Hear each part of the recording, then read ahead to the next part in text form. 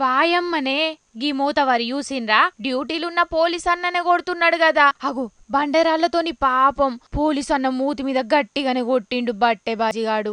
కర్ణాటకలున్న అఫ్జల్ గంజ్ కాడ జరిగింది ఇది.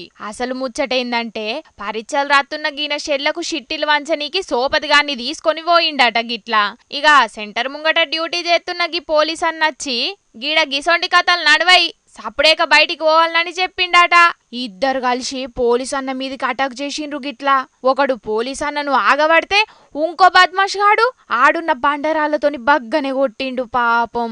ఇక ఎంబటే ఆడున్నోళ్ళు పోయి గీ సైకోగాన్ని ఆగబట్టిండ్రు గాని లేకపోతే ఇంకెంత రచ్చ చేసేటోడో పోన్రి. పరీక్ష సెంటర్ కాడ రచ్చ చేసిన గిల్లిద్దరిని పోలీసోళ్ళొచ్చి అరెస్టు చేసి స్టేషన్ కు పట్టుకపోయిండ్రట.